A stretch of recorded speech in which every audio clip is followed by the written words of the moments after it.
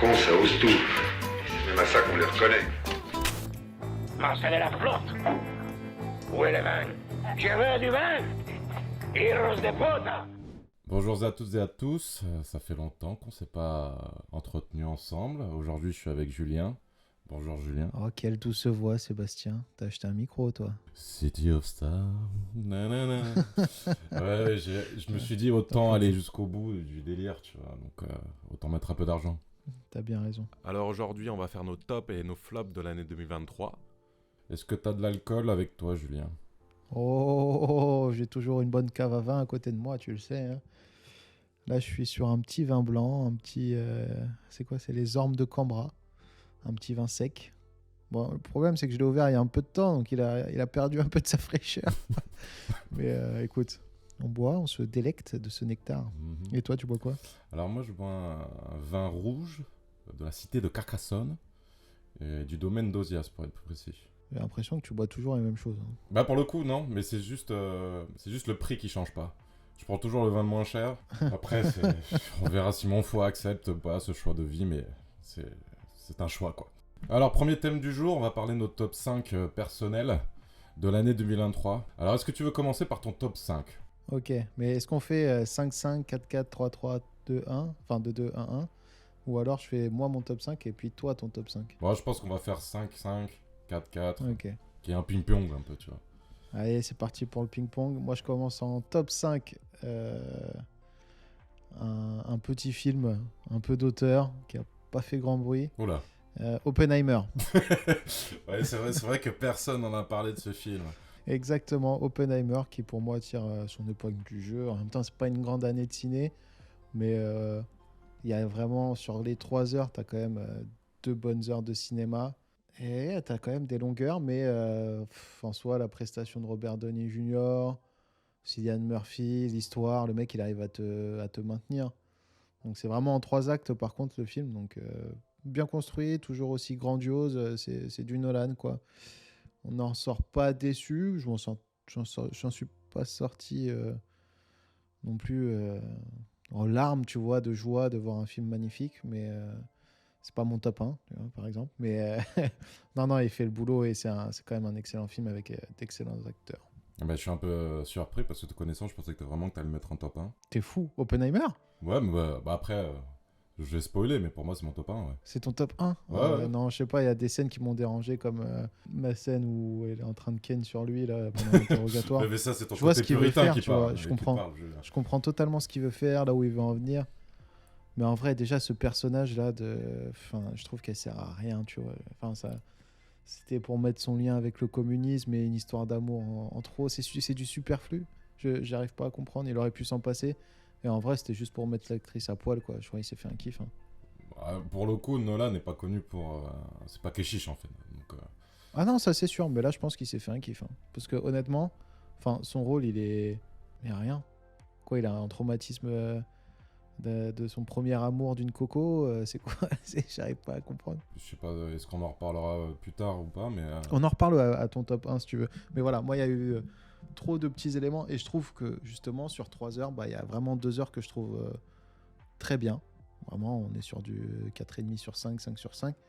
Et puis, on va dire 1 heure de film, dont des scènes comme celle-ci, où pas je regarde ma montre, mais je serais prêt à regarder mon portable, alors que je fais jamais ça, tu vois. Après, peut-être que ça joue en sa défaveur dans mon top, c'est que je l'ai pas vu au cinéma. Mais moi non plus, je l'ai pas vu au cinéma. Et bah voilà, bon bah. Il y a beaucoup de gens qui disent qu'il faut aller le voir au cinéma, mais je vois pas vraiment où. À part sur moi, tu vois, l'aspect par sonore. exemple, juste un truc, okay, hein, mais ils ont tous vendu l'explosion. Gros pétard mouillé pour ma part. Hein. Je m'attendais vraiment même à quelque chose d'épique dans la mise en scène et tout ça. Mais au final, c'était un peu décevant, quoi. La mise en scène, je la trouve très bien. Mais on en reparlera. Oui, on en reparlera, vas-y. Pas. Alors moi, mon top 5, c'est Past Live, Nos vies d'avant de Céline Song, avec Greta Lee, qui est sorti à la fin de l'année, en décembre, il me semble. Et c'est typique le film indépendant de Sundance, qui est simplement joué, simplement réalisé, mais qui est efficace, qui te bouleverse. C'est plus un film de scénario, quoi, au final. C'est même limite un film d'acteur. Pour le coup, je trouve tous les acteurs sont bons. Mais la mise en scène, en fait, elle est très classe. Elle me fait penser un peu à du Tom Ford à l'époque. Et c'est un peu pareil, c'est un peu classe, il n'y a pas trop de chichi, c'est beaucoup de travelling un peu lent, beaucoup de plans fixes. Je trouve que tout le monde peut se reconnaître un peu dans cette histoire. C'est l'histoire d'un amour qui n'a jamais concrétisé au final. Et je pense qu'on a tous ce genre d'histoire dans nos vies personnelles. C'est quelque chose qu'il faut voir, surtout pas en couple, je pense. Parce que tu peux avoir des doutes après, mais il faut le voir, ce film, tout simplement. Ouais, c'est un bon film, mais tu vois, il fait pas partie de mes tops. Non, il a pas passé les 5 films qu'il a. Il est sûrement dans mon top 10, tu vois, mais pas dans le top 5. Bah après, c'est très arty bobo. Hein. Ouais, mais ça, c'est ta caste, tu vois. Moi, je suis pas dans ce coin-là. C'est vrai, Moi, je suis devenu rural. Tu vois, moi, je suis parti avec mon tracteur. Moi, je suis allé parti bloquer Paris. Oui, j'avoue, le mec a changé en fait. Mais j'avoue que tous les bobos parisiens m'en ont parlé de ce film, je me suis dit putain. Ouais, bah, je vois bien le délire. Mais après, c'est un très bon film. Hein. Oui. Enfin, vraiment, y a aucun doute là-dessus. Mais ouais, je trouvais ça un peu léger pour passer dans le top 5. Mais pourquoi pas, pas. Après, je vais pas te mentir, j'ai eu un peu de mal à faire mon top 5 en vrai. Ouais, bah tu sais quoi, enchaîne sur le top 4 et après moi je ferai le mien. Vas-y. Bon alors mon top 4, c'est How to Have Sex de Molly Manning Walker. Tu sais que je l'ai pas vu celui-là au final. Et je trouve qu'il est passé un peu inaperçu.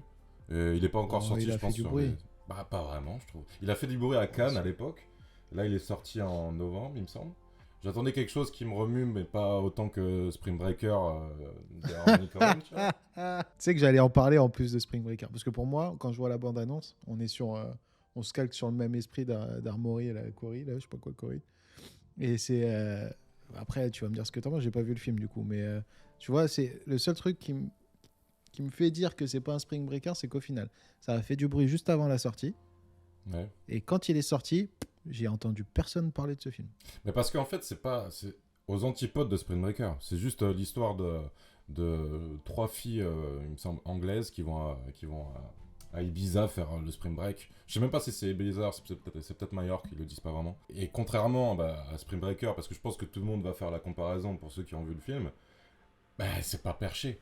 Genre la thématique du film, c'est le consentement. Donc si tu veux, il y a un côté assez réaliste, surtout dans les rapports humains et adolescents d'aujourd'hui, qui est très intéressant.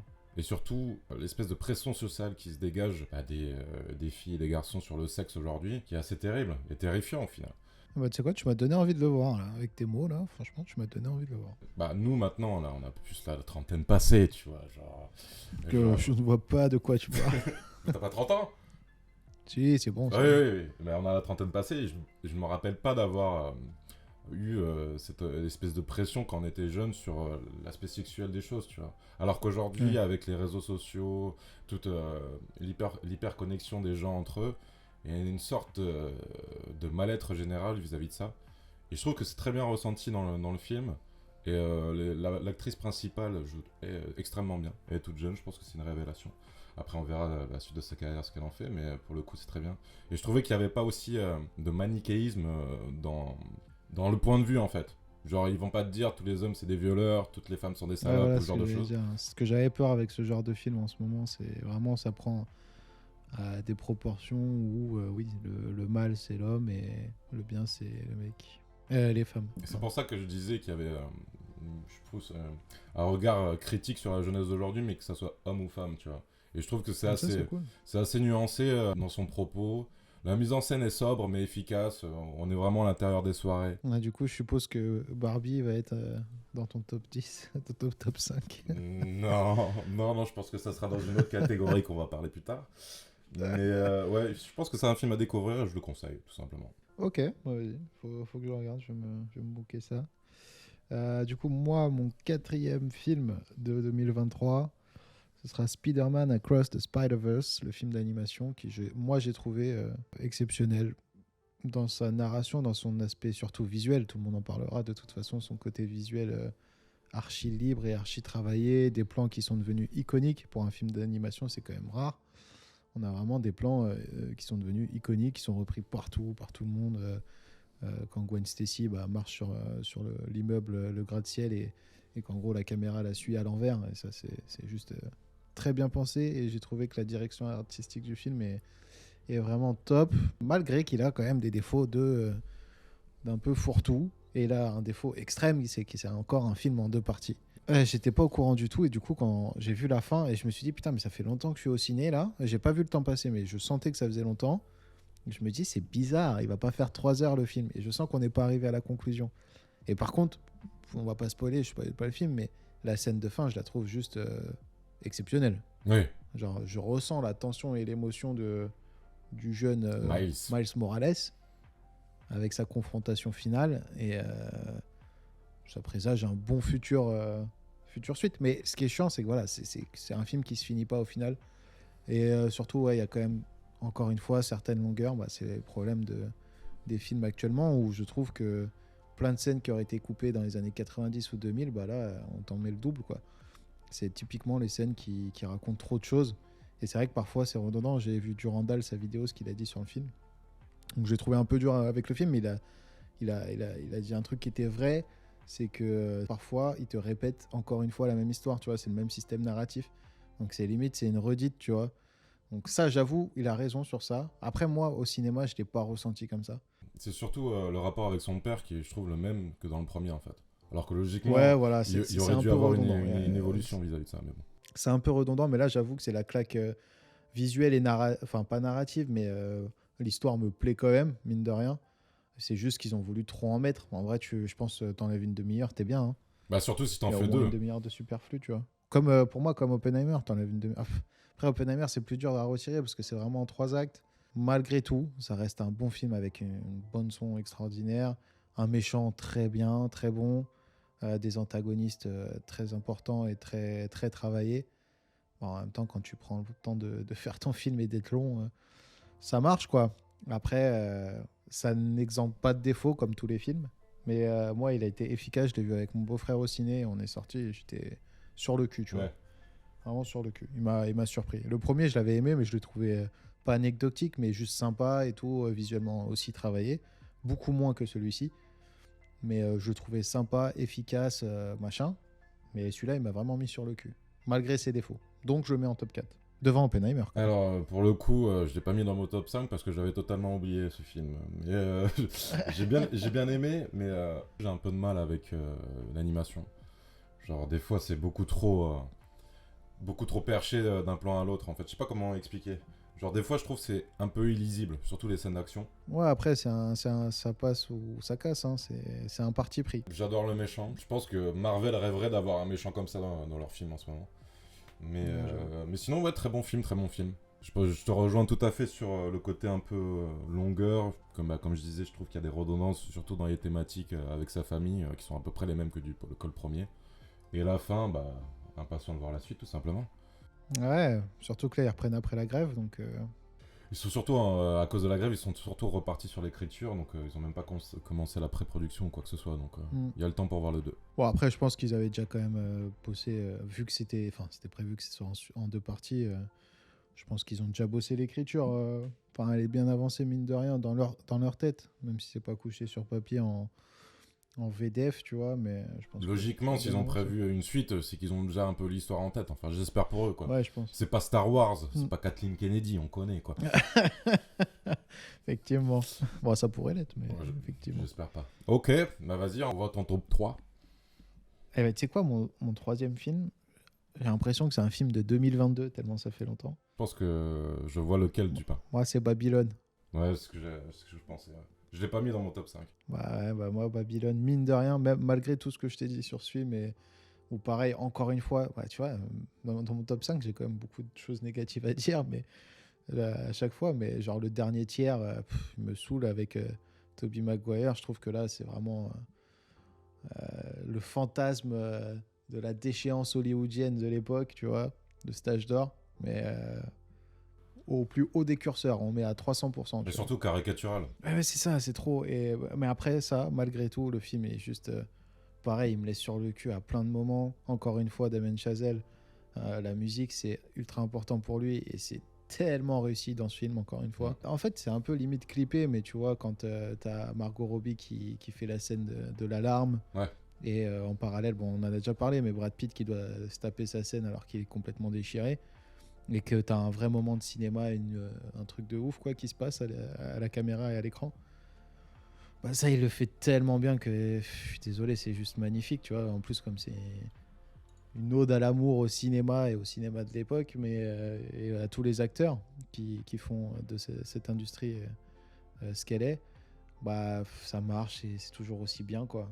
Mais la BO, ouais, la BO, je l'écoute quasiment tous les jours, tellement elle est incroyable. Après, on en a déjà parlé dans une autre émission de ce film. Mais c'est vrai, mais Ouais, c'est pour ça que je fais. j'ai pas réussi à le mettre dans mon top 5 juste pour la fin, en fait. Genre, la dernière demi-heure, pour moi, elle est compliquée. Même si, au final, je la comprends un peu sur le fait de... Bah, tout ce qui est beau devient mauvais et moche avec le temps. Ouais, ça pourrit, Voilà. mais c'est trop, c'est caricature. C'est ça. Mais surtout que En fait, Tobey Maguire, je trouve déjà que c'est pas un si grand acteur que ça. Et là, tu le mets dans un rôle qui lui va pas du tout, quoi. Il a pas du tout la carrure, je trouve, rien que physiquement, non, pour assumer ce genre de rôle. Après, je trouve que c'est bien choisi, tu vois. C'est l'acteur qui est toujours considéré comme le Spider-Man, qui au final est oublié par tout le monde, mais qui reste une star quand même. Un peu bizarre, tu vois. C'est un peu ce personnage énigmatique, un symbole tout en étant rien du tout au final. Ce qui est un peu ce mec, être complètement pourri avec ses dents jaunes, qui est ultra important à Hollywood, mais qui signifie rien pour autant dans le cinéma, quoi. Ouais, je suis d'accord, mais je pense qu'il y avait d'autres acteurs plus représentatifs de ça. Ah oui, clairement. Mais je pense que c'était ça, c'était ce côté. En gros, c'est les déchets, quoi. Les déchets que font Hollywood. C'est triste parce que Tobey Maguire, il a fait quand même des bons films et des rôles qui lui allaient beaucoup mieux. Mais après, oui, ce sera pas le plus grand acteur du cinéma, c'est sûr. Ok. Allez, toi. Bah alors, mon top 3, c'est... Sors-moi ton film de bobo, là. Je te permets pas, mais on n'est pas loin. Alors, c'est Chien de la casse, de Jean-Baptiste Durand. Ah ouais, quand même, un top 3 de 2023. Quoi. Ah ouais, je trouve, ouais. Bah, c'est l'un des films qui m'a le plus marqué au cinéma. Mais surtout, en fait, pour Raphaël Quenard. Révélation. Ah, ouais. ouais, Révélation. Bah, le mec a tout pété cette année. Clairement, puis ce film, il est vraiment top, franchement. J'ai l'impression, pour l'instant, mon top 5, c'est un peu la même chose. C'est un film tout simple. C'est juste que les acteurs sont irradient l'image et que l'histoire aussi pareil, elle est bateau au final l'histoire. Ouais, au final, pour l'instant, ton top, c'est des films auxquels t'attends rien et juste ils font leur boulot. Bah quoi. c'est ça, même j'ai remarqué quand j'ai fait mon flop 5, c'est des films que j'attendais et qui m'ont déçu, tu vois, c'est pas forcément... Ah ouais, c'est souvent comme ça. Ouais, De toute façon. C'est ça aussi le cinéma, du coup. C'est les attentes que tu mets avant dans le film. C'est ça, là, j'attendais rien de Chez la Cache, j'ai découvert qu'il était bien genre 2 semaines après sa sortie, donc je suis allé le voir. Et bah grosse surprise, et surtout que c'est français, et un film comme ça fait plaisir. Ouais, franchement, c'est bien écrit, c'est bien joué. Enfin, y a rien à dire. Moi, il est pas dans mon top 5, mais il aurait pu l'être, en vrai. J'y ai pas pensé, j'avoue. Je trouve que le film tient beaucoup à Raphaël Quenard, quoi. C'est surtout ça, en fait. Parce que dès qu'il Clairement. parle, le mec, il y a quelque chose qui se passe, tu vois. Peu importe si le plan est moche. Bah, je sais pas si tu l'as vu, le dernier, là, Yannick. Ah bah si, oui, je l'ai vu, mais c'est pareil. Ouais, c'est pareil, la pièce, alors que t'as quand même des très bons comédiens dedans. Bah c'est lui. Genre Blanche et Pio. Ouais.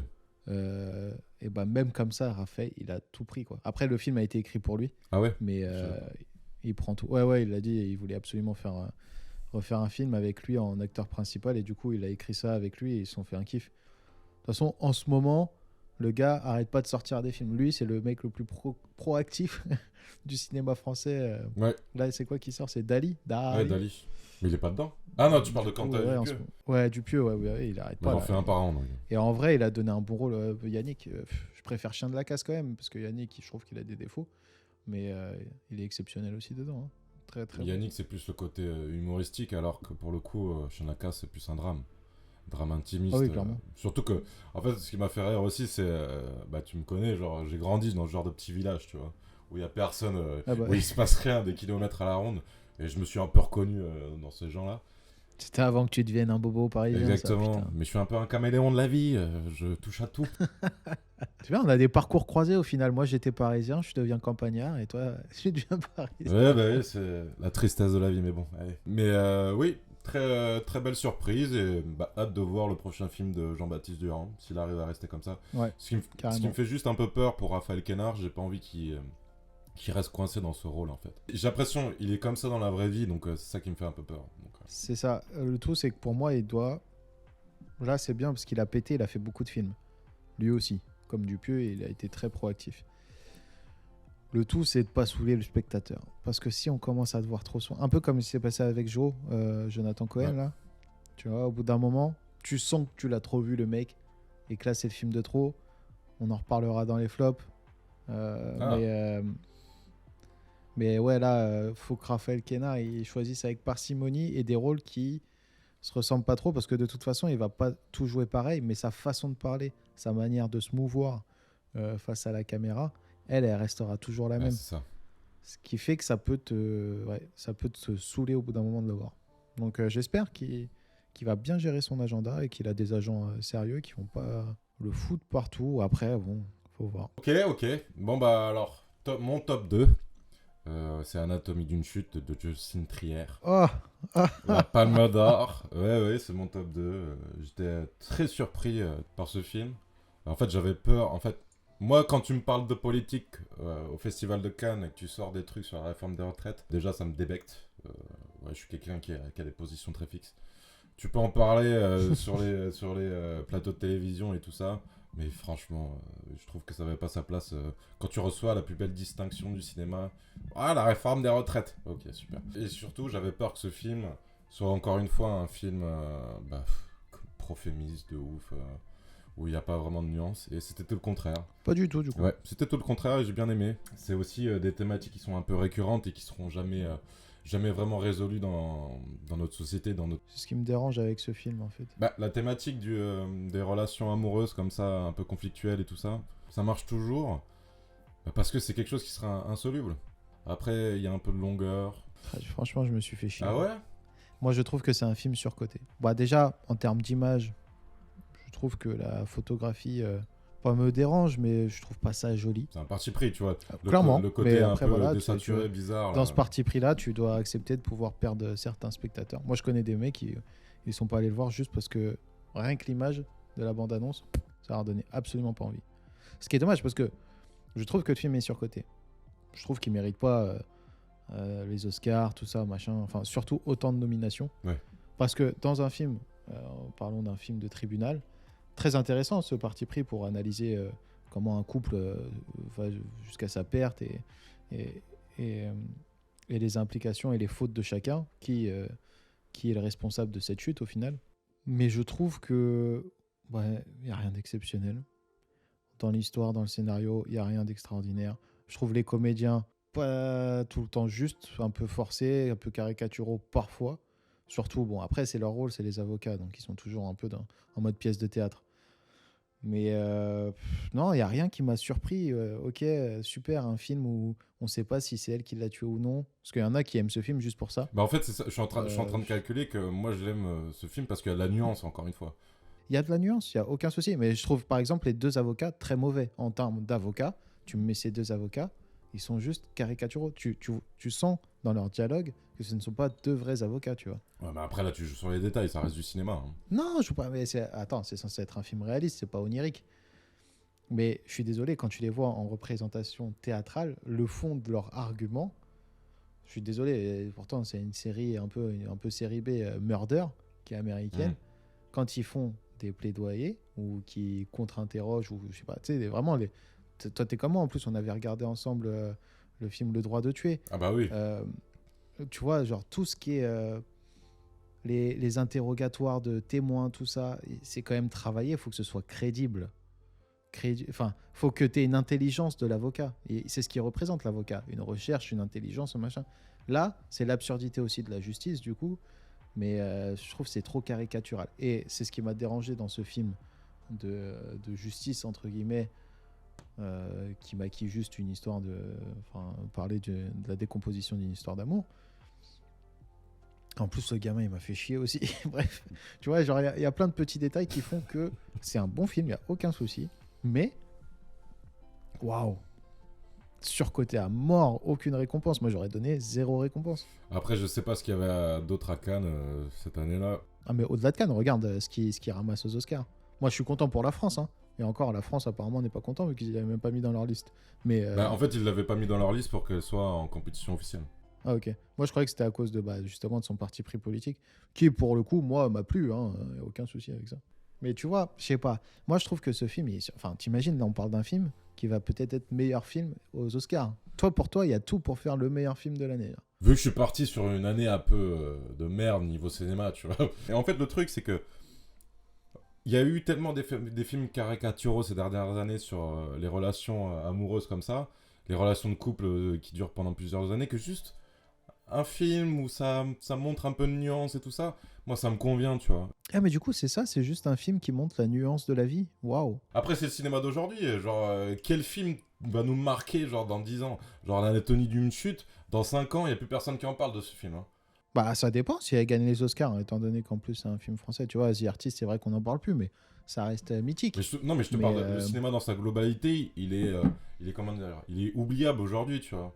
Ah oui, clairement, on est full consommation et ouais. Voir Anatomie d'une chute avoir la Palme d'Or, ça me dérange pas, vu que pour moi, c'est l'un des meilleurs films de l'année, tu vois. Non, la Palme d'Or, ça me dérange pas. Pourquoi pas? Faut que je revoie ce qu'il y avait en compète devant lui. Mais je trouve quand même que les éloges qu'on fait de ce film sont un peu... Le curseur est trop élevé, encore une fois, tu vois. J'utilise cette image du curseur. Je trouve que le curseur est trop élevé. C'est un bon film, j'ai passé un bon moment en le regardant, si tu veux. Mais je trouve, quand je mets en parallèle mon impression du film et les éloges que je vois, mais on est à des années-lumière. Après, pourquoi pas? Tant mieux que Justine prenne tous ces éloges et refasse des films derrière et qu'elle kiffe la vie. Il n'y a aucun souci. Mais pour moi, j'en ai rien à foutre de ce film et l'année prochaine, j'aurais complètement zappé. Et encore, quand je dis l'année prochaine, j'attends juste les Oscars. Une fois que les Oscars sont passés, tout le monde aura oublié, tu vois, personne n'en parlera, comme tu dis. Mais parce qu'il est oubliable. Il est vraiment oubliable. Ce sera... Ça... Tu vois, je me vois pas dans 5 ans le regarder...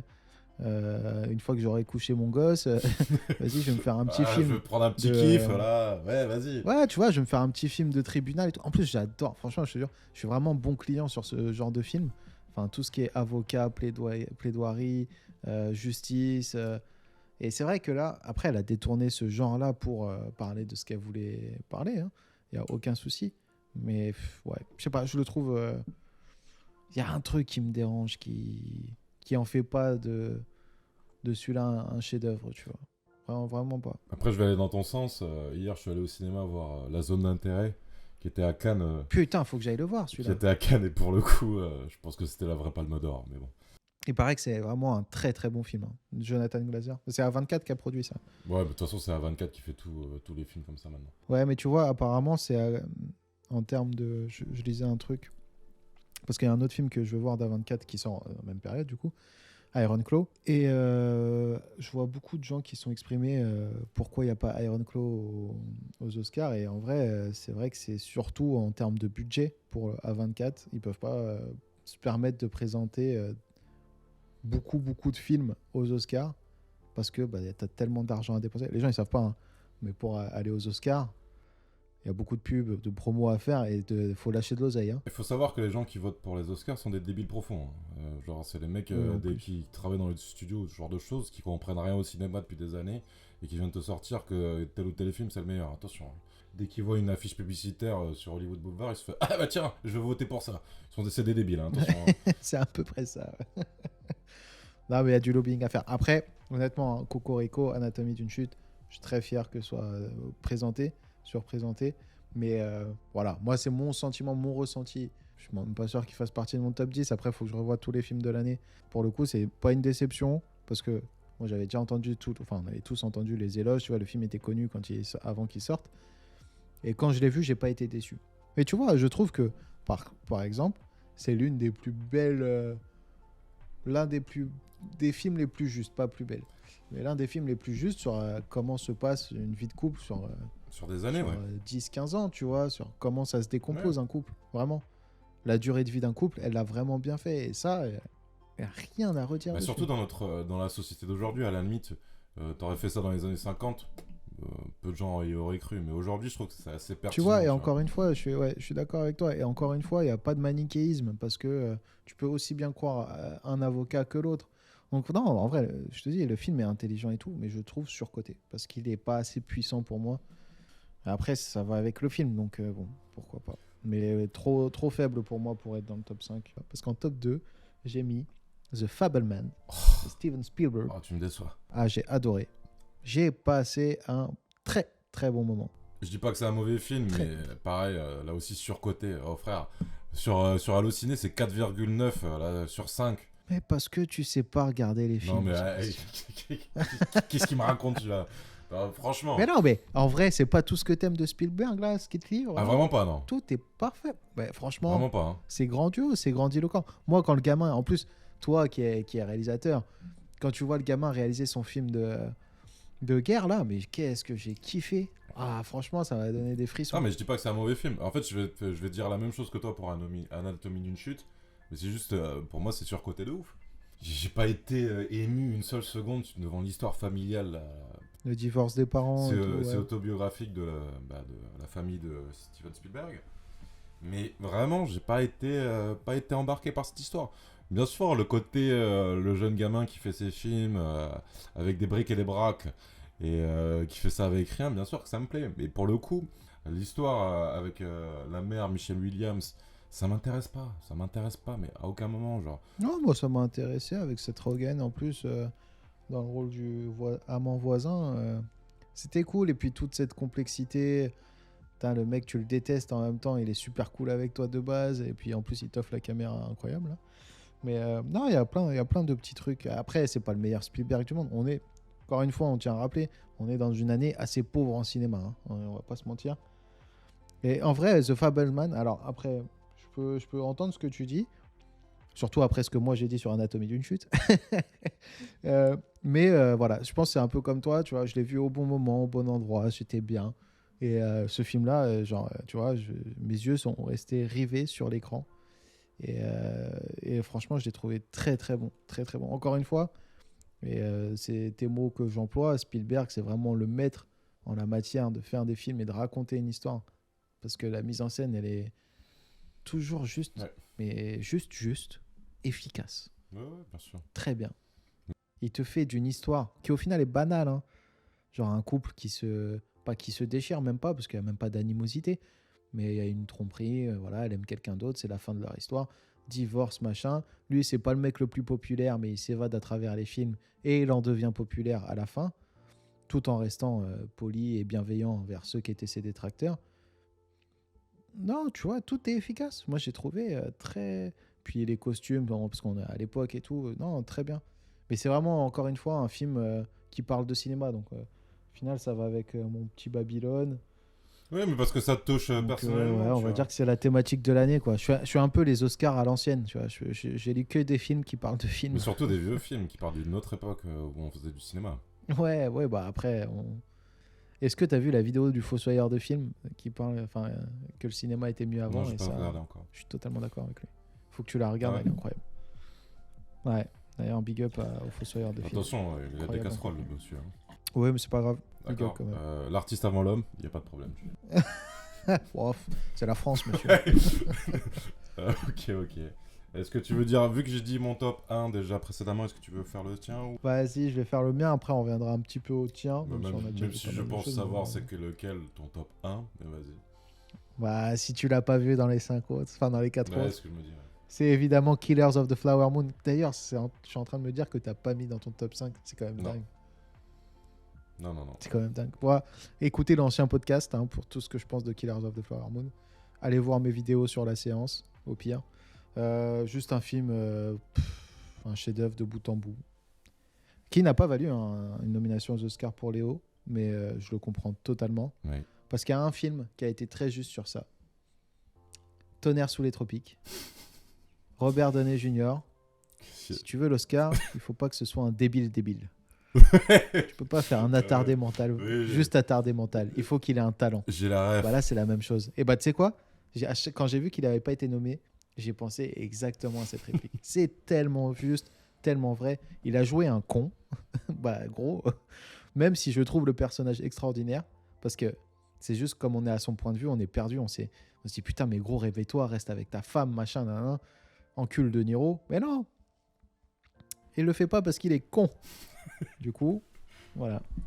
On en est là. Non, mais en vrai, c'est un film extraordinaire. Musique parfaite, images incroyables. T'as des images qui resteront gravées dans le cinéma, qui passeront dans le Babylone 2 de 2050, tu vois, dans la rétrospective. Mais non, que dire, Robert De Niro qui te livre une presta alors que le gars, il est arrière-grand-père. Lily Gladstone, j'espère qu'elle va avoir l'Oscar, même si Emma Stone aussi a fait un bon film. Pour le coup, j'espère pas. Ah ouais ? J'ai trouvé excellente actrice, mais il y a quand même le dernier tiers du film où elle reste dans un lit et elle fait la malade. Quoi. Oui, non, ok, mais le film est long, donc il dure 3 heures, c'est pas grave. Oui. Sur 2 heures, elle est présente. Moi, je le compte comme ça. Et Emma Stone aussi, elle est incroyable. Y a aucun... Après, je trouve que cette année, les meufs sont bien représentées aux Oscars. Et ça, je pense qu'on en reparlera pour les flops plutôt. Des femmes, des nominations femmes aux Oscars. Mais voilà, Killers of the Flower Moon, très bon cru de Martin Scorsese. Je redescends un peu de mon cheval et de mes émotions. Ce sera peut-être pas sa masterpiece ou voilà chef-d'œuvre actuel, mais c'est un très très très très bon film. Ça reste un 5 sur 5 pour moi, aucun souci. Je l'ai déjà revu. Ça fait plaisir. Ok, très bien, très bien. Pour ceux qui veulent une analyse plus précise, on en a quand même parlé pendant 1 heure dans un autre podcast. Ouais, c'est pour ça que je n'étale pas. Hein, ouais. mais... Et au final, je vais répéter vite fait ce que j'avais dit avant. Je suis d'accord pour dire que c'est un bon film, mais je suis loin d'être d'accord avec Julien pour dire que c'est un chef-d'œuvre, et je suis loin d'être d'accord pour dire que c'est l'un des meilleurs Scorsese. Tout simplement. On peut pas dire que des trucs intelligents dans la vie, tu sais. Écoute, on fait ce qu'on peut. Vas-y, ton top 1, du coup, Oppenheimer. Je suis très surpris quand même que tu mettes Oppenheimer. C'était l'un des films que j'attendais le plus. Et pour moi, c'est l'un des films qui est le plus grand. Et de t'as l'année. pas été déçu, du coup? Non, vraiment pas, j'ai pas été déçu. Après, Nolan a fait tellement de films qui m'ont marqué, bien sûr, que Oppenheimer n'arrive pas à la cheville de Interstellar contre, je trouve qu'il remonte la pente, genre de même. grandiose, tu vois. Mais pour le coup, je trouve que c'est un beau biopic. Mais il remonte la pente avec ce film parce que le dernier, c'était pas Tenet, c'était quoi? Si, c'était Tenet. J'ai pas vu Tenet. J'ai pas envie de le voir. Bah, Tenet est bien, mais il s'est pris un shitstorm dessus. Enfin, ça a pas marché, quoi. Ouais. C'était vraiment risqué, je pense, pour lui de faire Tenet. Ça a pas eu la reconnaissance. Après, avant ça, il y a eu Dunkerque. Dunkerque, il s'est risqué aussi parce que t'es sur le film de guerre. Moi, j'ai trouvé Dunkerque, j'ai aimé, hein. Mais je trouve qu'il a... Tu vois, il a perdu ce succès. C'était quoi les derniers succès qu'il a eu? C'était Interstellar. Interstellar, c'est vraiment le gros succès unanime qu'il a eu avant. Après, c'est vrai qu'il y a eu The Dark Knight Rises où il avait un peu flop, mais tout le monde lui a pardonné parce que de base, le 3, c'était basé sur le Joker encore. Ouais. Donc, Malheureusement, forcément, il s'est un peu rattrapé aux branches. Et bon, c'est pas... Voilà, il s'est fait plaisir avec la mort de Marion Cotillard. Donc je trouve qu'il a quand même, il est remonté avec Oppenheimer. Mais moi, le premier tiers du film, il y a trop de longueur, il y a des trucs où je m'en fous. Enfin, alors certes, ça reste un biopic, mais sur le côté Coco et tout, c'est important, mais il aurait dû en faire moins peut-être. Enfin, franchement, des films comme ça, c'est 3 heures, c'est long. Hein. Ouais, mais C'est long. en fait, tout dépend l'envergure de ton personnage principal pour ce genre de biopic. Et je trouve que Oppenheimer, pour le coup, il a quand même créé l'arme atomique, l'arme qui a tué des centaines de milliers de personnes au Japon, et qui est aujourd'hui encore une arme de dissuasion au final qui a mis fin à toutes les guerres, tu vois. Donc, Ouais, non, c'est quelque chose de le grandiose. monde tient que par ça et sera détruit par ça.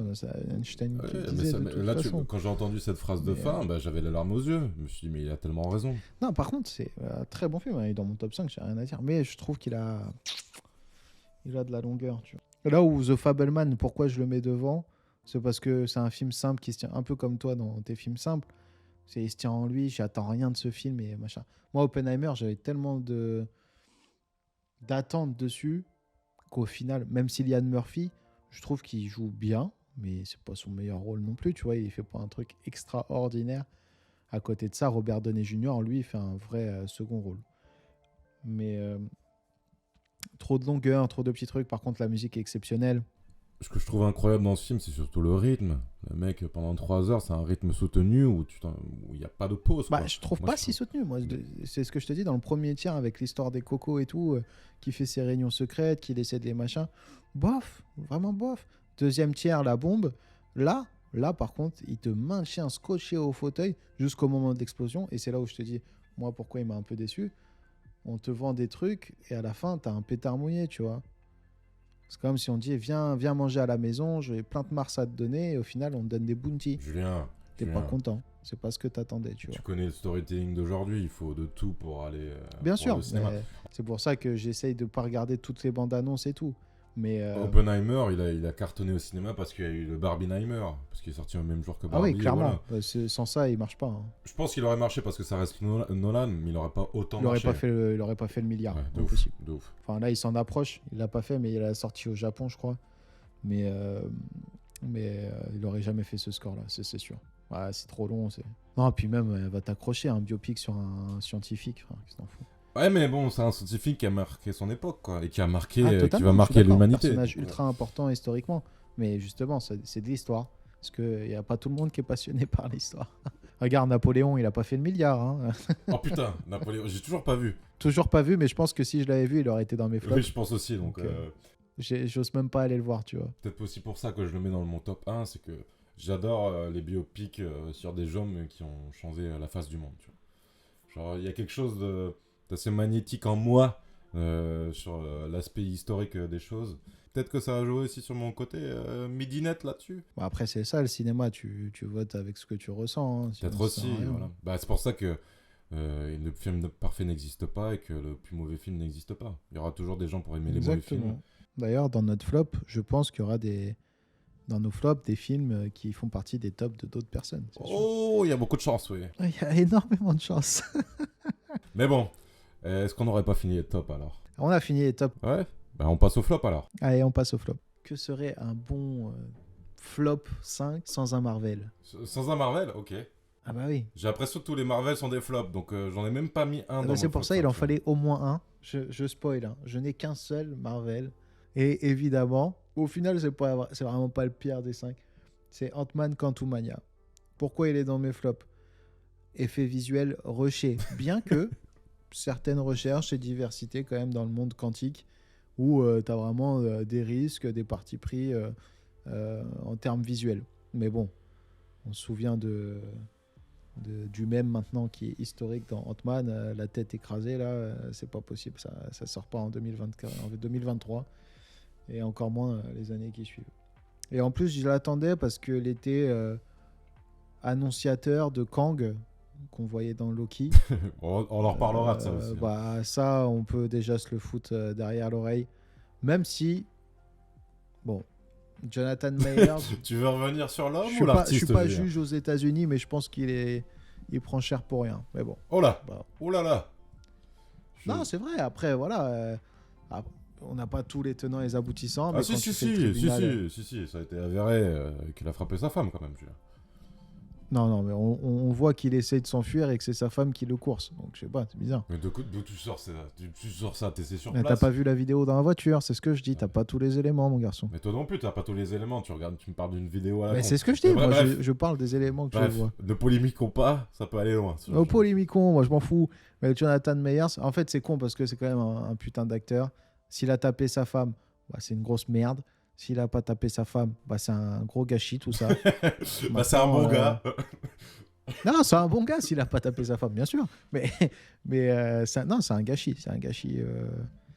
Et c'est un gâchis pour Marvel qui se rattrape aux branches maintenant et qui vont peut-être changer d'axe parce que je pense pas qu'ils vont recast Kang, même s'ils pourraient le faire. Bah, si, pourrait. Mais je sais pas. En vrai, je sais pas s'ils partent sur Kang ou sur totalement autre chose. À voir. On va voir. La grève des scénaristes a mis pause sur plein de trucs. Donc, même eux ont beaucoup réfléchi du coup. Bah, c'est surtout les flops qu'ils font chaque année, film après film. Donc, Ouais, là, peut-être qu'il ils sont quand même faut sur un une moment qu'ils sale année. réfléchissent pourquoi ils font des flops de tous les côtés, ces cons-là. Ouais, mais c'est con. Mais tu vas voir. Non, je suis désolé. Mais quand on critiquait Marvel, ils étaient en pleine bourre. Après Endgame, t'es à la fin d'un gros cycle quand même. Et je suis désolé, il y a eu des films plus qu'intéressants après Endgame. Mais on va parler du même film. Marvel, On va parler de Les Éternels. Eternals. Ouais, oui, Eternals, c'était très bien. Il est magnifique de Zhao là. Eternals, je le trouve très bien, très beau et c'est surtout c'est un ovni visuel par rapport à tous les autres films de super-héros, tu vois. Mais et surtout que tu me proposes une nouvelle histoire de ce qu'on a vu dans Marvel. Et Ouais, ça, c'est intéressant. Franchement, c'est plutôt cool. Et il y avait quoi? Il y avait Shang-Chi. Shang-Chi, je l'ai trouvé très bien. Non. Il y avait quoi d'autre? Quel autre film j'ai aimé? Je sais même plus. Après, c'est ça le problème de Marvel, c'est du consommable. Tu prends, t'oublies, tu jettes, tu vois. C'est le problème de ce que disait Scorsese, c'est que c'est des parcs d'attractions, quoi. Tu as une attraction, tu la fais, tu t'en vas, et puis voilà, on passe à autre chose. Bah, c'est pour ça que maintenant, c'est plus devenu un marketing qu'autre chose, Marvel. Clairement. Ah oui, c'était Doctor Strange, Multiverse of Madness, que j'ai trouvé intéressant, surtout de prendre Sam Raimi, qui est un mec un peu déluré, qui te fait des effets un peu de fou, mais qui se permet de faire un film de zombies Marvel. C'est plutôt cool, tu vois. Ouais, mais c'est quand même décevant quand tu connais Sam Raimi, qu'il a fait la première trilogie Spider-Man, et surtout faire un film d'horreur chez Marvel. Le mec a fait quand même Evil Dead, et je vois aucun truc qui m'a choqué. Bon, le mec qui crie dans sa bouche et que la tête explose, tu l'as jamais vu dans aucun autre Marvel, hein. Enfin, du MCU. Ouais, mais j'ai l'impression que c'est un délire d'enfant attardé, tu vois. Genre, j'ai fait exploser une tête. Ouais, mais bon, c'est choquant. Bon, et toi, c'est quoi en 5? Alors en 5, moi, c'est les 3 mousquetaires Milady. Ah putain, j'aurais pu le rajouter. C'est vrai que je l'ai pas rajouté. Bah, tu vois, moi qui avais aimé le premier. Vas-y. Je trouve que le film a les mêmes défauts que le premier, mais en pire. Le film dure même pas 2 heures, je me suis fait chier. Oh là la vache. Les acteurs sont bons, de toute façon, ils ont pris les meilleurs acteurs du moment, donc tous les acteurs sont bons. Mais la mise en scène, mon Dieu, mon Dieu, mon Dieu. Je suis allé le voir et j'ai pensé à toi parce que j'étais en train de me dire, putain, dire que j'ai mis le premier dans mes tops de l'année, dans, tu vois, le souffle du cinéma français qui revit, machin. Ah ouais, bah non, pas du tout. J'ai vu le deuxième, je fais, ah ouais, merde. Heureusement qu'il y a les acteurs, quoi. Bah c'est ça, il y a que ça à sauver. Les acteurs sont tous très bons, parce que, encore une fois, c'est les meilleurs acteurs du moment, donc forcément ils seront bons. Mais il y a tellement d'inutilité dans déjà, l'histoire. tous ces plans séquences sur les bastons. Oh non mais oui, là, j'en peux plus des plans séquences à la con là, illisibles les machins quoi. Illisibles. Honnêtement, tu peux les faire, et dans le 1, il en fait quelques-uns qui sont lisibles. Mais le premier, par exemple, dans le 1, il est illisible. Et là, c'est pareil, caméra portée. C'est horrible. Et ça tremble trop, et des fois, tu ne captes pas ce qui se passe.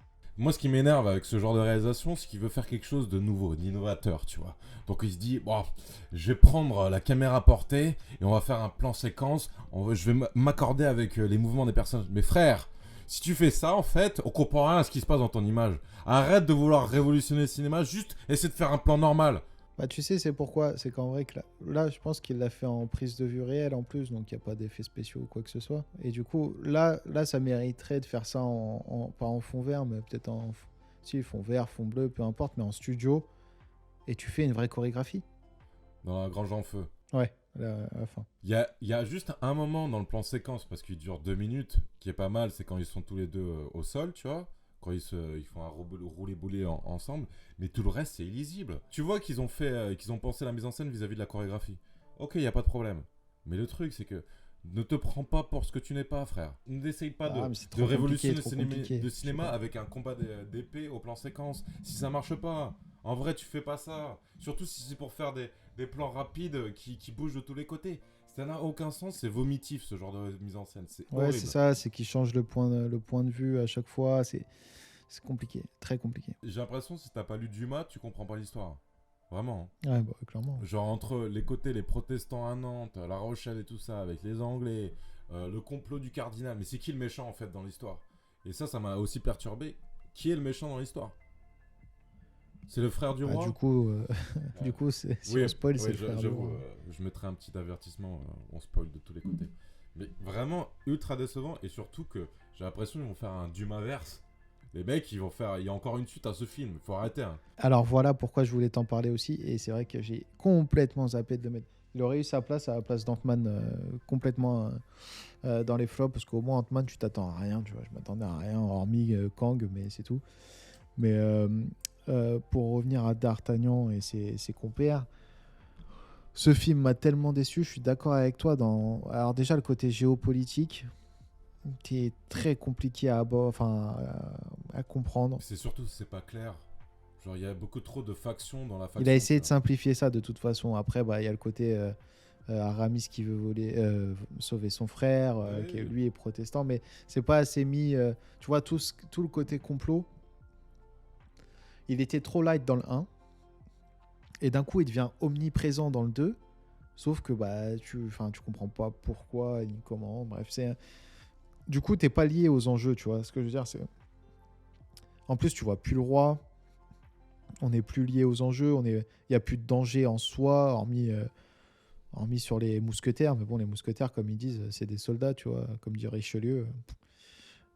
N'en dites pas plus. C'est déjà fait, tu vois. Mais le changement de méchant.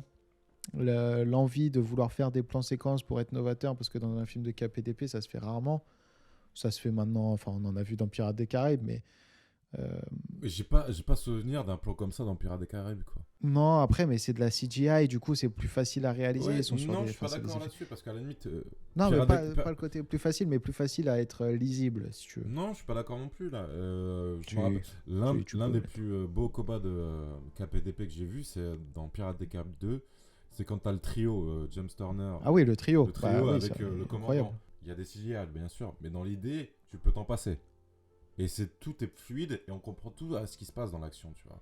T'as un côté jouissif. De toute façon, il n'y a pas de raison. Si ça se faisait pas beaucoup avant, maintenant, parce qu'avant, même dans les années 70, soit 80, tout ça, enfin, on savait faire des plans séquences. Si ça s'est pas fait, c'est que c'était pas intéressant ou que ça rendait pas bien. Il y a peut-être une raison, tu vois. Je trouve ça dommageable vis-à-vis de ce film, c'est que la vanité du réalisateur qui pense qu'il va pouvoir faire quelque chose d'incroyable vis-à-vis de ça. Et gros, essaye juste de faire un film où on comprend l'histoire et après on en reparle, tu vois. Tu sais quoi, il y a un plan que j'ai bien aimé, c'est quand ils s'évadent au début avec Milady et qu'ils doivent sauter dans l'eau et ils suivent dans l'eau. En fait, si tu veux, j'ai l'impression qu'il s'est dit je vais faire un Mission Impossible mais en version KPDP. Genre toutes les scènes d'action, ça va être caméra portée, le plus de plans séquences possible. Je suis quasi sûr dans son inspi, c'est les cascades de Mission Impossible. Parce que ce moment-là où il saute de la forteresse dans l'eau et où la caméra suit François Civil, enfin D'Artagnan, par contre, ce plan m'a marqué parce que j'ai trouvé super cool. Et c'était au début du film, donc je me dis pourquoi pas. Mais il y avait déjà eu des moments où je captais rien, hein, parce que avec. Mais il y a des moments ça marche et d'autres où ça marche pas. Et le premier c'était pareil. C'est là où je suis d'accord avec toi, c'est que le 2 il prend les erreurs du premier et il renforce fois 1000. Et moi, ce qui m'a le plus déçu, c'est d'arriver à la fin du film et de voir qu'il y a encore une suite de prévu. Et je voulais t'en parler de ça, parce que moi j'étais content que c'est un film en 2 parties, que ça devait faire que 2 parties. Et bah non, on met encore un petit truc à la fin et du coup le film n'est pas résolu. Et ça me fait chier. Après, pour te rassurer, je pense pas qu'il y aura un 3 vu le box-office du film. Je suis pas sûr. Ah ouais, il a pas marché. J'ai même pas vu les résultats. Bah, hein, il mais- a fait 2 fois moins bien que le premier, donc quelque part, s'ils veulent en faire un troisième, ça va être compliqué, quoi. De toute façon, ils ont mal joué leur coup, mais il est quand même moins bien que le premier. Ah de oui, toute oui, façon. il est beaucoup moins bien. Parce qu'à la limite, le premier, tu vois, il avait des défauts, mais il se regardait.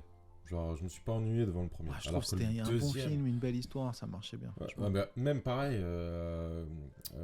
dans le deuxième, l'histoire d'amour entre D'Artagnan et Constance. Constance, il me semble. Ouais. Mais j'y Ouais. crois pas. À quel moment? À quel moment t'es épris d'une personne comme ça alors que tu l'as juste embrassé une fois dans le 1, tu vois? Parce qu'à la limite, tu me dis, il y a plusieurs années entre les deux, ok, pourquoi pas? Mais là, il y a vraiment 2 minutes. Genre, tu vas me dire, c'est l'amour de ta vie parce que tu l'as embrassé une fois dans les escaliers du château. Non, mais arrêtez les conneries, quoi. Et surtout que... Non, mais vraiment, Bon, après, ça, à la limite, j'y crois, c'est pas trop grave, franchement. il y a pas que ça qui m'a sorti du film, je te rassure. Mais j'étais là, mais qu'est-ce que je suis en train de regarder, putain, mais à quel point on se fout de ma gueule ou quoi? À quel moment l'amour est autant frivial, tu vois, genre autant incroyable? À quel moment? Déjà, j'y crois pas une seconde. Mais bon, allez. Quel est ton top 4? Ton flop 4, pardon. Mon flop 4, du coup, pour un genre que j'apprécie énormément, j'aurais pu en mettre beaucoup, mais j'ai décidé d'en mettre un du genre que je regarde le plus cette année, je pense, c'est les films d'horreur. J'ai mis L'Exorciste Dévotion, je vais pas m'étaler, mais je l'ai trouvé flop total par rapport à la promesse qu'on m'avait faite dans la bande-annonce qui est très nostalgique aussi Attends, du premier Exorciste. Rappelle-moi c'est lequel celui-là, parce qu'il y en a tellement qui sortent ça. Bah, en gros, là, c'est les 2 petites filles qui ont disparu et en gros, t'as 2 filles qui sont possédées. C'est le nouvel exorciste, c'est pas le C'est le truc nouvel avec... Exorciste. Et ils vont pareil, encore une fois, ils sont censés avoir une suite. mais c'est pas le truc avec Russell Crowe, hein. Non, pas du tout. Ça, c'est l'Exorciste du Vatican, Ok. qui est pas top non plus. Ok, ok. Mais tu vois, tu t'attends à rien avec Russell Crowe dans Oui, ce film, bah tu vois. après, j'imagine, Je m'attends tu pas à un film excellent. Je sais que je vais voir un film pourri. vois. Ok. Mais, encore une fois, et c'est pour ça que si un jour je militerai pour qu'il y ait les Oscars des meilleures bandes annonces. Parce que, ou même les Césars ou la Palme de la meilleure bande annonce. Parce que c'est vraiment un taf gigantesque et c'est eux qui font vivre l'industrie parfois. Et ce film, je m'attendais à un retour un peu, pas aux sources, mais un retour à du vrai épouvante avec l'exorcisme. Et bah pas du tout, je me suis fait chier comme un rat mort, c'était nul. Nul à chier, vraiment nul à chier. J'ai rien aimé de ce film. Ni l'ambiance dans la salle, ni le film en lui-même. Il n'y a rien à garder, tout acheté. Année assez décevante, même s'il y a La Main, je crois, qui est sorti Ah, cette année, merde film australien. Oh, je suis en train de penser, mais je l'ai pas mis dans mon top 5. Oh là là, oui, parce qu'il est, il est La Main. excellent. La main. Et bah, tu sais quoi, il m'a un peu déçu, Ah ouais mais il est bien.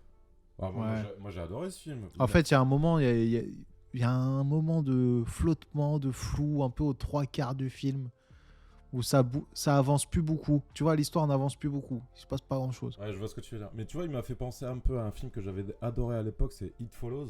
It Follow, mais c'était pas, non, c'était pas 24 ça. Mais je crois qu'ils font une suite d'ailleurs, It Follow. Bah, qu'ils le fassent pas, qu'ils nous laissent tranquilles. Mais, non, mais surtout, Mais voilà. c'est ce genre de film d'horreur un peu indépendant qui se fait avec 306 sous, mais qui marche de ouf parce que c'est intelligemment fait, tu vois. Ça, j'adore. Ouais, La Main, franchement, c'est archi cool parce que du coup, c'est. Enfin, c'est con, mais c'est un peu le film d'adolescent, donc ça démarre la fête adolescent. Après, les films d'horreur, c'est les films d'adolescents. En soi, ouais. Mais genre, c'est très actuel, c'est contemporain, c'est super bien amené. Il n'y a pas trop de clichés. En gros, c'est ça qui marche bien, c'est qu'il n'y a pas de clichés. C'est un film australien, c'est très peu cliché. T'as une diversité, aucun souci. Et en gros, c'est comment se passeraient les soirées si quelqu'un possédait une main, ou tu te fais posséder, tu vois un mort, machin. Hein. Et tu vois que les mecs s'en amusent en fait de ça. Ah, c'est ça. Et forcément, au début, en vrai, tout se passe bien et ça dérape. Bon, c'est un pitch de film d'horreur classique quand je dis ça comme ça. Mais quand tu le vois, c'est vraiment comme ça que ça se passe. C'est juste des soirées, machin. Là. Et t'es d'accord avec eux, entre guillemets, jusqu'au moment où ils dérapent. Comme je parlais tout à l'heure dans mes top 5 avec Out of Sex, c'est la thématique d'aujourd'hui, des jeunes d'aujourd'hui qui n'ont plus peur de rien. Bah, en vrai, c'est ce qui est fort, ce que je trouve dans ce film, c'est que tu l'acceptes comme eux, ils l'ont accepté au final. Tu vois, au fur et à mesure. Au début, tu te dis, ils sont juste débiles parce que t'es encore dans tes codes de films d'horreur à l'ancienne, où tu te dis, ça va merder dès le début. Et en fait, pas du tout. Tu dis, ok, vas-y, je comprends leur délire, machin. Je le ferai pas. Tu vois, je dis pas, je le ferai. Mais du coup, c'est amené de manière intelligente. Mais ça en devient un défaut du film. C'est que ça banalise trop. Et c'est pour ça que je te dis, il y a un moment, je crois que c'est aux 3/4 du film, je trouve que ça avance plus pareil. Et enfin, je me fais un peu chier, quoi. Bon, du coup, ouais, Exorcist Dévotion, vraiment un des pires films d'horreur de l'année. Du coup, comme tu as dit Seb, si j'ai un film d'horreur à vous conseiller, bah ouais, La Main, c'est quand même assez cool et ça change en fait, quand même, mine de rien. Sinon, j'ai vu Night Swim, c'était pas ouf. Et j'en profite pour parler d'une thématique qu'on abordera peut-être plus tard. Le jeune public au cinéma, les adolescents d'aujourd'hui n'ont vraiment aucun respect. Toi, t'as fait ta gueulante contre les popcorn, moi, ça va être contre les adolescents plus tard. Mais ça, on en reparlera une autre fois. C'est quoi, toi, ton flop 4 ? Alors, mon flop 4, oh là, je suis en train de regarder ce que j'ai marqué. Je pense que je vais faire beaucoup d'ennemis avec ce film. C'est Mission Impossible, Dead Reckoning de Christopher McQuarrie, qui est pour Toujours moi, pas vu. qui est pour moi l'une des plus grosses déceptions de l'année. On va relativiser sur le côté flop. Pour moi, c'est l'un des films que j'attendais le plus parce que Mission Impossible, la saga Mission Impossible, c'est une des sagas que j'adore. En dehors du 2 et du 3 qui sont un peu compliqués, on va dire, tout le reste, je trouve que c'est des super films. Pour moi, c'est beaucoup plus au-dessus que les James Bond récemment. Et là, il revenait avec Mission Impossible Dead Reckoning qui est en 2 parties. Là, c'était la première partie qui est sortie cette année. Et vraiment ultra déçu par le film. Moi, je l'ai pas vu. Hein. Je peux pas en parler, mais je l'ai pas vu. Le seul truc qui est, encore une fois, on va rebondir. Hein. Je rebondis par rapport à D'Artagnan et ses compas. Là. C'est quoi, lui aussi devait être en 2 parties. Quoi. D'ailleurs, je sais pas si t'as vu, le studio change le nom. Ils disent que c'est plus en 2 parties. Hein. Ouais, ils changent leur fusil d'épaule parce que c'est un échec commercial. Du coup, ils partent sur une autre histoire, à mon avis. Ah ouais ? Ouais, regarde. Ils feront pas la officiellement, je crois qu'ils ont changé le nom du film. C'est plus partie 1. Ah, Je crois que ouais. c'est juste Dead Reckoning tout court. Moi, je pense surtout au niveau qualitatif, comparé aux autres films, c'est pas aussi bien. Genre Dead Reckoning, t'as des scènes où tu te dis, mais qu'est-ce qui se passe en fait ? C'est pas le Mission Impossible que je connais. Et surtout, ce qui marche dans le film, j'ai l'impression que j'ai déjà vu avant. En fait, c'est ça le problème. Il a pas réussi à se renouveler. C'est un pétard mouillé. Comme tu disais tout à l'heure pour je sais plus quel film, c'est un pétard mouillé. Pour Oppenheimer. J'attendais beaucoup de ce film parce que, encore une fois, je suis un grand fan de la saga. Mais celui-là, je n'ai pas compris le délire. Et surtout que c'est en 2 parties, mais comme tu dis, apparemment, ils vont peut-être pas faire le 2. Bah... Ah non, ça y est, j'étais en train de regarder en même temps, du coup, ouais, c'est officiel, ils abandonnent le 2. Hein. Ah, ils abandonnent le 2 carrément ? Ouais. Quelque part, ça me rassure parce que, déjà, le méchant...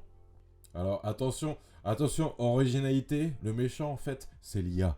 Dire que l'IA, c'est le méchant, ça n'a pas de personnalité au cinéma.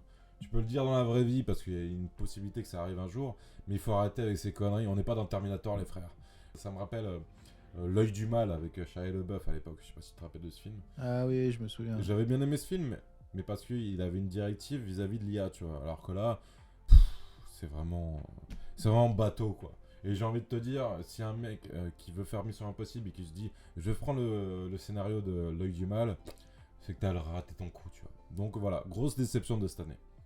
Donc, pour continuer, Flop 3, bon bah c'est un film sur lequel on a déjà parlé ici. C'est Barbie. Bon, moi, on va spoiler, hein, mais moi je l'ai mis en 2. Ah, tu l'as mis en 2. Bah on va en parler, on va faire une traite alors. Ouais, comme ça on fait une pierre deux coups. Bah Barbie, qu'est-ce qu'on peut rajouter à ce film? On en a déjà parlé, il me semble, dans un ancien podcast de toute façon. Après, voilà. Bon, je vais redire grosso modo ce que j'avais dit à l'époque. Film totalement caricatural au niveau du féminisme. Film de propagande au niveau de ma paye. Bon, y a pas grand chose à dire. C'est un film qui a sa DA, elle. Je pense que la réal s'est amusé à le faire. Je pense que les comédiens sont amusés à le faire.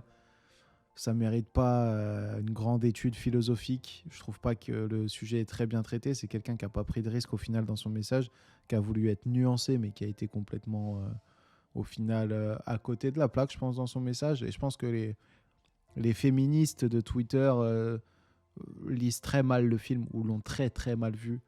Parce que je pense que ça ne porte pas... Enfin, elle considère que, waouh, enfin quelqu'un qui montre que le patriarcat domine le monde réel. Mais les meufs, la réal, elle est en train de vous dire que justement, les femmes ne doivent pas vouloir prendre le contrôle du monde parce que sinon c'est le monde de Barbie. Et qu'est-ce que ça donne? Des Ken qui se sentent pas bien non plus. Ouais. En gros, elle est ultra nuancée, elle répond à aucune question, elle prend pas de position, elle fait rien, elle dit juste le monde est tel qu'il est.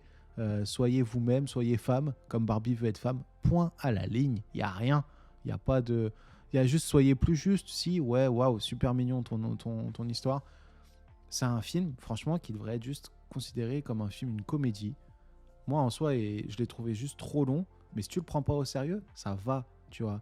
Dès que tu me dis que ça a une histoire philosophique, c'est vraiment quelque chose qui dénonce le patriarcat et annonce les femmes au pouvoir. Mais revoyez le film, vous êtes à côté de la plaque, les meufs. À côté de la plaque. Et pourtant, c'est une meuf qui l'a réalisé. Et je pense que faut voir le film tel qu'il est. Ils sont amusés. Pour le coup, je vois le film, je me suis pas fait chier pour autant. Je l'ai pas apprécié. Mais il y a des moments, j'ai rigolé. Et j'ai trouvé, Ryan Gosling, malheureusement, il en tire plus son épingle du jeu que Margot Robbie, ce qui fait chier les féministes. Mais bon, ça, c'est comme ça. Pourquoi? Parce que je pense que lui, c'est beaucoup plus amusé dans son rôle.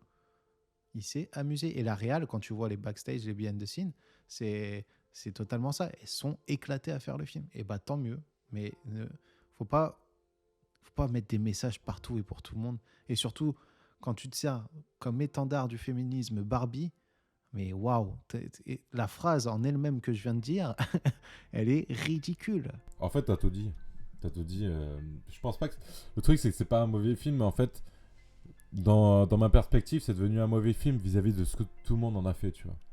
Exactement. Moi, je suis d'accord. C'est quand même incroyable de penser que ce film est un film pro-féministe. Et en même temps, tu vois, ce qui est critique même dans le film, parce que je crois qu'il y a un dialogue de Will Ferrell là-dessus, ou même sur Barbie en règle générale, tu vois, que Barbie représente les femmes.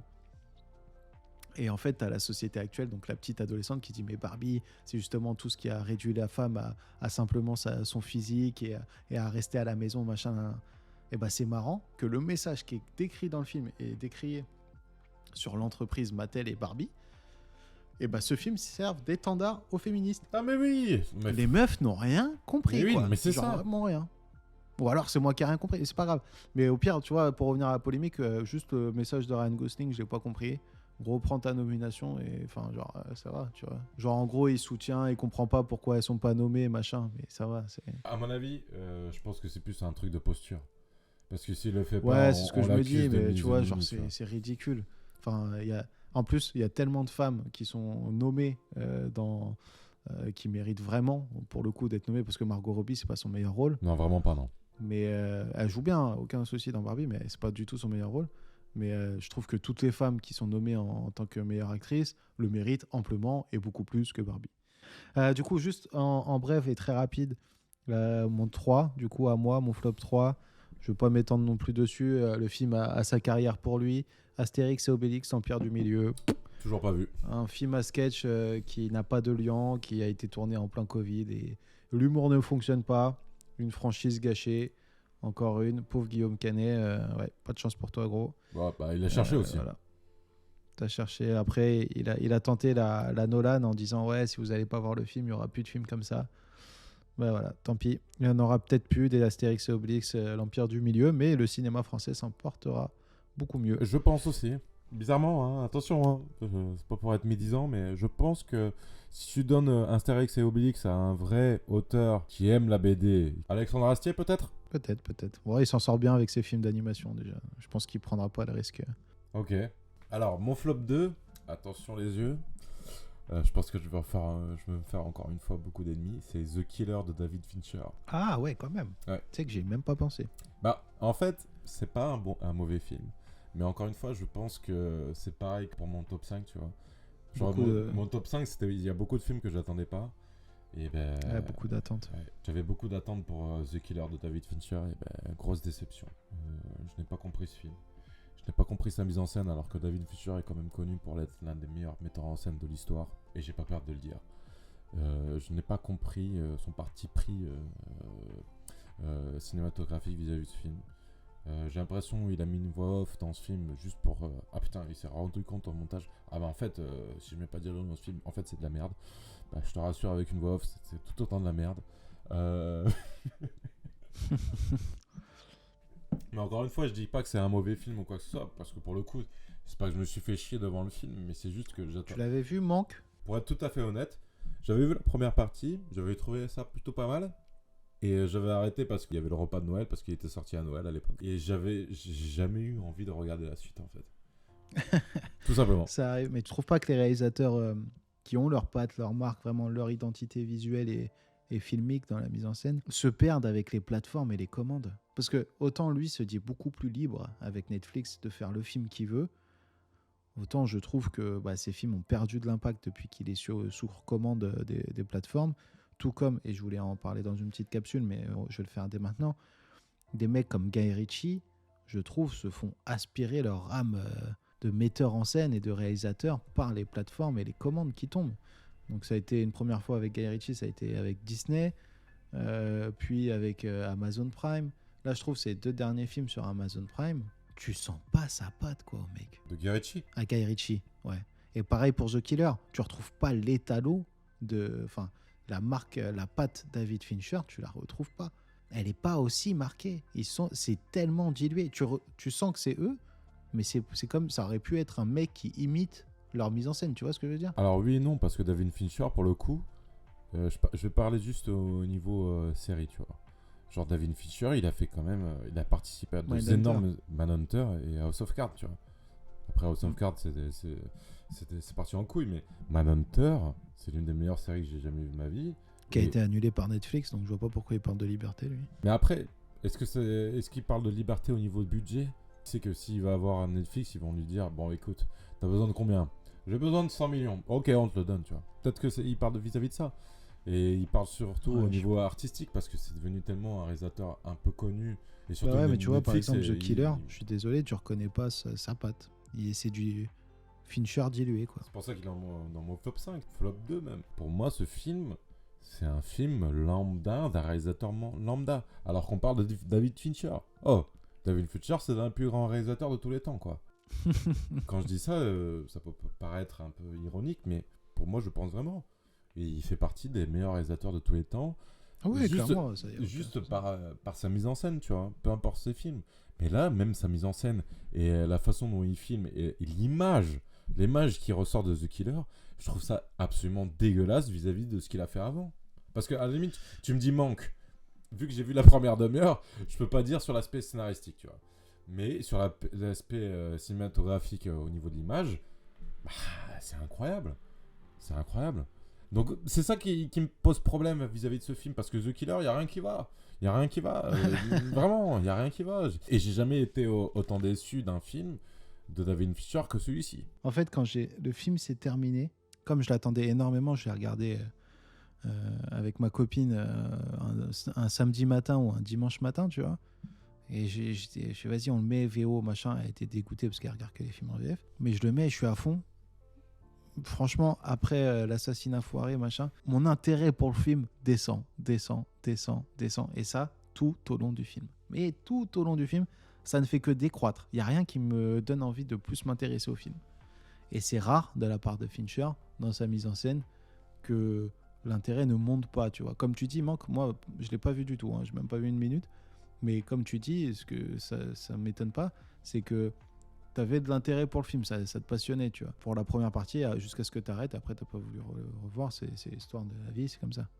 Mais même tous les films, je veux dire, le mec, il a fait un film qui est exceptionnel juste sur un fondateur de Facebook, tu vois. Genre, un gars qui crée un site, entre guillemets. Pour aller dans ton sens, si tu parles d'un film où le scénario est limite, bah, c'est Panic Room. Ouais, Panic Room. Pour moi, c'est un chef-d'œuvre, mais au niveau scénaristique, c'est vraiment sur une page, quoi. Vraiment. Hein. Ah oui, clairement. Mais juste avec sa rapide. mise en scène, il arrive à captiver le spectateur pendant 2 heures. Et c'est ça sa force. Et c'est là où je me dis, t'as des réels qui se perdent. Mais ouais, pareil, tu sais quoi, j'avais même pas pensé, mais flop. Mais parce que je considère que ceux quand même qui sont dans mon flop sont bien pires que The Killer. Parce que mine de rien, t'as quand même la première heure qui sauve un peu le film. Après, juste ça décroît. Par contre, tu me dis que c'est pas David Fincher qui réalise le film, je te crois, tu vois. Mais c'est ça. Hein. Ce qui n'est pas le cas sur d'autres de ses films. Enfin, c'est impossible. Mais bon. Vas-y, je passe à mon flop 1. Donc, pour moi, le pire film de 2023 est, la grande surprise de la Terre entière, un film de super-héros, encore une fois, c'est The Flash, vendu par Tom Cruise comme le film de l'année, qui va révolutionner le genre. C'est de la merde. Il n'y a rien à garder. Je suis sorti dubitatif du film tellement j'étais l'impression que j'étais souillé, quoi. On m'a souillé, clairement. J'attendais tellement ce film, mais en même temps, on parle d'un univers qui est voué à l'échec, vu qu'ils abandonnent totalement la Snyderverse. Mais ouais, comment un studio a pu se saborder autant, avec autant de mauvaises décisions à chaque fois. Ça, c'est fort, hein. Je sais pas. C'est très fort. À chaque fois, ils ont pris la mauvaise décision. Donc, ouais, film abject. Pas de CGI à garder. Enfin, tout à l'heure, on parlait de Jonathan Myers. Tu vois, j'ai 2 criminels dans mes flops. Lui, Ezra Miller, c'est le pire. C'est vraiment le pire à être. Bref. Ah, tu veux revenir sur sa polémique aussi à lui ? Non, je reviens pas sur ça. Mais en soi, en plus, pour le coup, il joue pas trop mal dans le film. Mais parce qu'il joue bien quand même. Il joue différentes versions de lui-même et il joue plutôt bien à différents moments de sa vie. Mais c'est tellement mal réalisé. Waouh.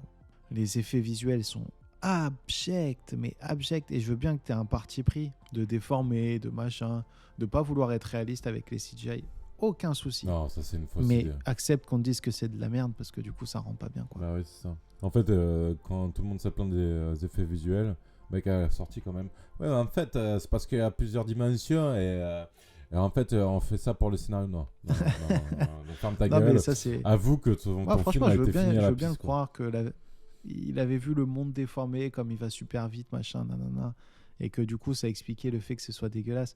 Mais quand ton combat final se déroule dans un désert total, il n'y a même pas même pas une montagne pour changer un peu l'aspect, tu vois, rien, un désert. C'est un peu comme le Man of Steel de Snyder qui avait fait ça dans une ville paumée, mais au moins il y avait une ville, il y avait des bâtiments à détruire. Ouais. Ils ont fait ça dans le désert. Tellement ils ont aucune imagination et aucune volonté de mettre plus d'argent dans ce film. Ouais. Et toutes les promesses qu'on te fait, machin, même l'utilisation de Nicolas Cage qu'ils ont fait venir pour tourner, pour l'utiliser en CGI au final, dans une apparition pérave en tant que Superman dans un monde, aucune promesse n'est respectée. Comment il s'appelle, celui qui revient en Batman, Keaton. J'ai vraiment critiqué Marvel sur leur côté nostalgie, un peu comme Star Wars, tu vois. Enfin, on est vraiment dans cette époque de la nostalgie. On revient à des films qui font vibrer les cordes sensibles. Bah là, on te fait revenir Keaton, bah ça me fait rien, tu vois. Genre, c'est faible, c'est ça que tu as tout un univers de dimensions, de je sais pas quoi, et c'est ça que tu me fais. Mec, c'est Spider-Man qui a fait les 3 Spider-Man, c'était pourri, mais voilà. c'est de la même veine. Le cinéma qui a tout misé sur les super-héros et les grosses franchises et qui continue sur ça, parce qu'il y en a qui se régalent, que ce soit Barbie et Mario Bros qui soient en haut. Je suis désolé, c'est deux grosses franchises qui viennent de se créer, tout simplement. Mais c'est deux grosses franchises, c'est deux grosses machines de guerre de studio qui est en train de débouler, tu vois. Genre Barbie, c'est le jouet le plus vendu au monde. Mais tu sais que maintenant, à cause de ça, ils vont faire des films Action Man, tu vois. Bon, Bah ouais, exactement. Et ça c'est à cause de Barbie. Voilà, on est parti sur le même principe que Marvel au final. Et je sais pas si t'as vu, le projet Barbenheimer est en cours. Comment ça? Je sais pas, je pense qu'à mon avis, tu dois avoir 2-3 fans qui préparent un scénario Barbenheimer. Donc je sais pas ça va être quoi l'histoire. Barbie qui est Oppenheimer ou qui invente la bombe, j'en sais rien. Ça sent le Sharknado, mais version Barbie. Ouais, un petit peu. Mais voilà, tout ça pour dire, Flash, c'est vraiment la synthèse de, on va dire, des 5 dernières années des studios avec le Covid et la pression qu'ils ont mis et leur choix de films à produire et à mettre là où ils mettent le plus d'argent. Parce qu'en soi, quand même, le cinéma hollywoodien produit tellement de films, que ce soit même des films indépendants, tu vois, il y a de tout, on va pas se mentir. Mais c'est pas le cinéma français. Mais ouais, les choix, les gros choix qu'ils ont fait, voilà, ça y est, on est arrivé, le soufflet est retombé, tout part à volo, ça pourrit. Ok, alors, mot flopin. Alors, attention les yeux. C'est un film que je pense que personne n'a vu en France. Enfin, personne n'a vu dans le monde, mais c'est un film français qui s'appelle Un métier sérieux de Thomas Licky. Alors. Putain, j'ai hésité à le regarder hier. Eh ben écoute, tu vas peut-être le regarder après ce que je vais t'en dire. En fait, Thomas Licky, il faut se rappeler de quel genre de film il a fait. Il a fait Hippocrate. Sur les infirmiers. Sur les infirmiers, qui était assez réussi pour le coup, et qui représentait vraiment bien ce que les infirmiers ressentaient. Et là, il s'est attaqué à un métier sérieux qui parle du quotidien des profs. Alors, j'ai vraiment beaucoup de choses à dire sur ce film, mais je vais vite m'énerver, donc je vais faire très bref. Ce film a 50 ans de putain de retard. Vraiment, quand j'ai regardé ce film, j'étais là, mais c'est pas possible en fait. C'est pas possible, les thématiques que tu me parles, quand t'es prof aujourd'hui, tu me sors des trucs à la con quoi. Genre tu me sors une histoire d'amour entre les professeurs, tu me sors... Oh, je suis en train de péter un câble. Tu me sors une professeure qui a des problèmes à domicile avec son fils et qui est totalement... en fait, il est alcoolique à 16 ans, donc il est problématique. Donc en fait, je suis en train de totalement déprimer parce que le père est parti. Non mais ferme ta gueule en fait. Un métier sérieux, ça doit raconter le quotidien des profs d'aujourd'hui. À aucun moment, on parle des profs qui ont été tués ces dernières années. À aucun moment, on parle du harcèlement scolaire. À aucun moment, on parle des réseaux sociaux. On me raconte l'histoire de... Putain, en fait, j'ai l'impression d'être la meuf qui se plaint de Macron, qui sait plus trop quoi dire, parce que vraiment, ce film, quand j'ai vu ce film, j'étais outré de voir ce film aujourd'hui, quoi. Genre, j'ai vu ce film, 2 semaines après qu'il y a eu l'attentat. T'as un prof qui s'est fait tuer, quoi. Qui s'est fait tuer parce qu'il était professeur d'histoire. Et à aucun moment dans le film on en parle de ça. À aucun moment on parle de Samuel Paty. À aucun moment on parle encore une fois du harcèlement scolaire. À aucun moment on parle de l'influence des réseaux sociaux à l'école, tu vois. Genre, et à aucun moment il y a un putain d'élève qui a un putain de portable et qui te filme. Vraiment, ce film, il sort des années 60. Ouais, il a l'air d'être à l'ouest. Non, mais vraiment, j'étais absolument choqué par ce film. J'étais là, mais c'est pas les codes des années 50, putain. Vraiment, c'est l'un des films qui m'a le plus énervé de l'année. Parce que le mec a quand même fait Hippocrate. Mais si tu décris les urgences d'aujourd'hui comme tu décris l'école d'aujourd'hui, mais en fait, t'as tout faux sur toute la ligne, en fait. Tu me prends pour un con. Parce qu'un métier sérieux, vraiment, c'est quelque chose que j'ai débecté. Vraiment débecté. Mais vraiment débecté, genre. Allez, je recontextualise. Putain, le vin est en train de me toucher là. Ouais, je vois ça. Je recontextualise. En fait, c'est l'histoire d'un jeune prof qui vient juste d'être diplômé, Vincent Lacoste, pour ne pas le citer, qui arrive dans un collège de banlieue parisienne, tu vois. Pas la banlieue parisienne un peu craignos, on va dire, mais genre un peu plus soft, tu vois. Il arrive là-bas, il fait ses premières heures de prof, tu vois. Et on suit un peu son quotidien et après il se lie d'amitié avec des autres profs. Et ce film est totalement déconnecté de la réalité pour moi. À quel moment tu parles pas de l'entrisme religieux qui sévit dans les écoles de la République?